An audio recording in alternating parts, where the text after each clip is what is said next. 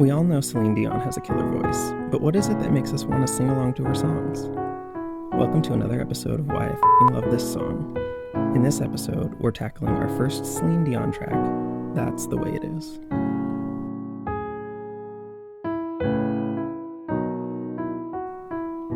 As incredible as Celine's voice is, we're going to be focusing on songwriting. More specifically, I'm going to pick out and explain some of the musical elements that make me love this song. Quick shout out to Max Martin, the Swedish pop mastermind who co-wrote this song during his late 90s pop boom. That this is the same songwriter as Baby One More Time should strike you as sort of obvious in retrospect. In fact, that's a great song for a future episode. But anyway, let's get into it. We're in the key of E major, or at least we start in E major. We'll end up changing the key 2 whole times, and that itself is enough to make me go bananas over a song. But we'll get there. I want to start by talking a little bit about the chords.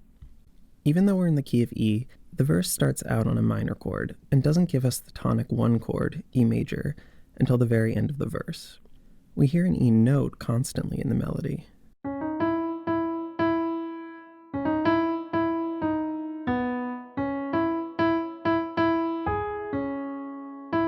The chords move between C sharp minor, A, and B.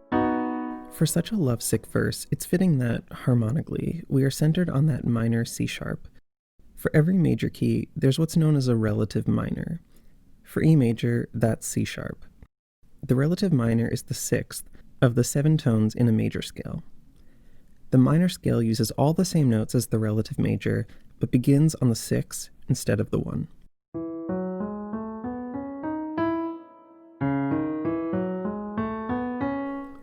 This will be important when we discuss the key changes later. But now, let's play a game called Spot the 5th. In terms of why this song is so catchy, the most salient part of the melody to me is its nearly constant use of perfect 5th intervals. If you watch my video on All I Want for Christmas Is You, you'll recall that the perfect 5th is a very stable interval. It's the skeleton of a basic triad chord, and because of that, it's remarkably satisfying to hear. For comparison purposes, a minor second is far less stable, and more dissonant as a result. Fortunately for us, Max Martin has pumped this song full of those oh-so-sweet perfect 5ths. The verse has one. You hear it when Celine sings the words going and through.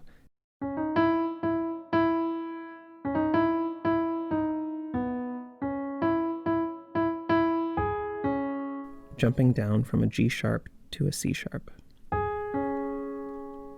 In the pre-chorus, which is only 4 measures long, see if you can hear how many 5ths the melody employs.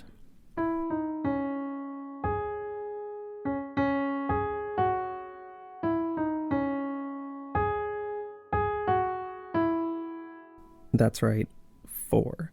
Next up is the chorus. The first 2 are sneaky, and some listeners may disagree with me that these even count.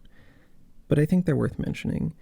We start off with these really odd major 6 drops.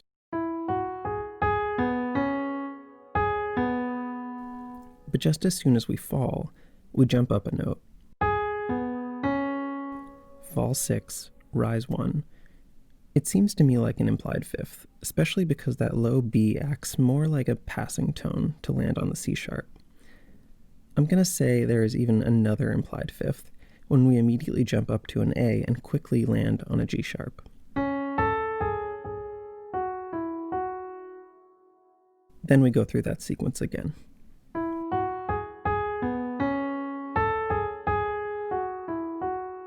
The rest are all straightforward. We dance up on a B, told not to give up on our boom, drop down to an E, the tonic, on the word faith.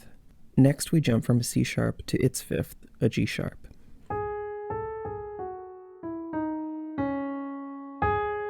To bring it all home, we get the E to B 5th, the one most related to our E major key. We jump up, putting maximum emphasis on the word that's, before falling immediately back down to E. By the way, I'm counting this as 2 perfect 5ths. Finally, there's an adorable little enclosure of the E note, An enclosure is when two surrounding notes are used to emphasize a target note. This is a term mostly associated with jazz music, but I think it fits here too. Celine sings the two adjacent notes in the scale, D sharp and F sharp, to emphasize the tonic E, where naturally we want to land. By the way, for anyone who's counting, that's 13 perfect fifths, or 9 for purists, by the time we get to the end of the first chorus. That's a lot for a melody.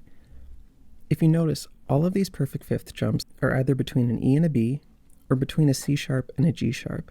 Since the typical triad chord is shaped by the root and a fifth, these two intervals imply E and C sharp chords, respectively. That should be familiar because E is our tonic, and C sharp is our relative minor. But we're not done. Perhaps the best part of this song, or any song, is its use of a super dramatic musical tool, and my favorite thing ever, the key change. You don't need a key change for a pop song to be good, or even dramatic, but it just adds style. It's super extra, and since Celine is always at an 11 and has the range to pull it off, why wouldn't you modulate? Just in case it's unclear what a key even is, it's a set of notes or pitches, in Western music generally 7, that are used for any given musical composition. The first in that set of notes, or scale, is known as the tonic, and it's the tonal center of the piece.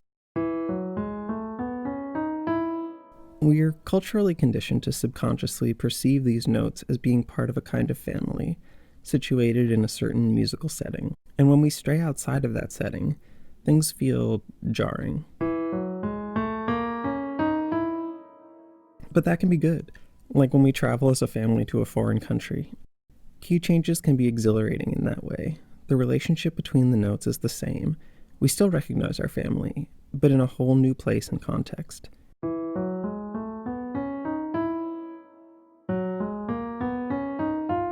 Key changes are usually done in one of a handful of ways, and here Max Martin employs 2. First, we have the bridge, and it's moody AF.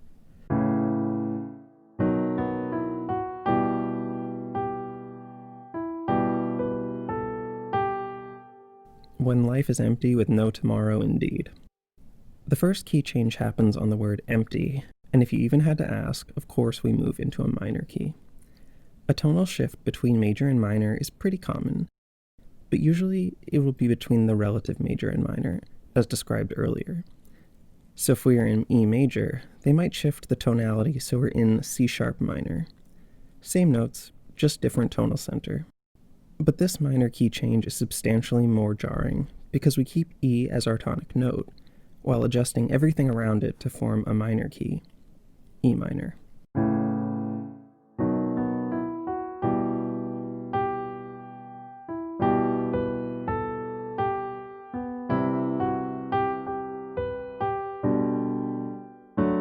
Now, I love the transition out of the bridge.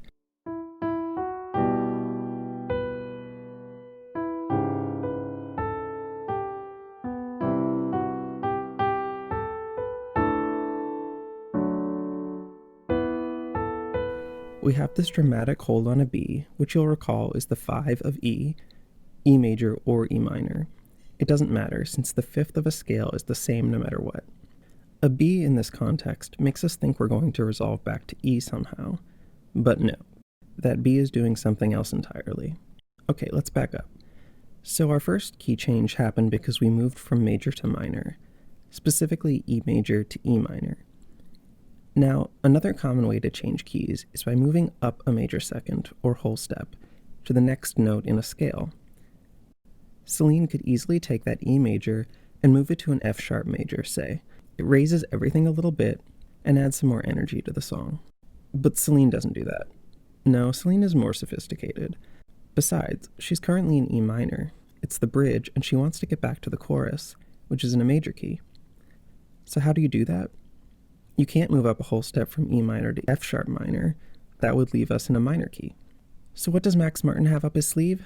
Well, in a way, he does bump the key from E minor to an F sharp minor. But since he wants to land on a major key, it's easier to think of it jumping from a major key to a major key. And he does this by using, you guessed it, the relative major of E minor. As I mentioned earlier, to find the relative minor of a major key, you go to the sixth tone of that scale. To find the relative major of a minor key, you count 6 tones down and make that your tonic 1. 6 tones down from E in an E minor scale is G. G is the relative major of E minor. Now that we've identified the major key associated with our current minor key, all Celine needs to do is raise it a whole step to A major. That's where the B comes in. It's perfectly positioned as the 2 in an A major scale to fall back into the tonic 1. And since the key change lands on the third note in the A scale, C sharp, B is also well placed so that when our G major key, disguised as E minor, bumps up one whole step, our melody can bump up a whole step too. Watch how much heavy lifting that B is doing.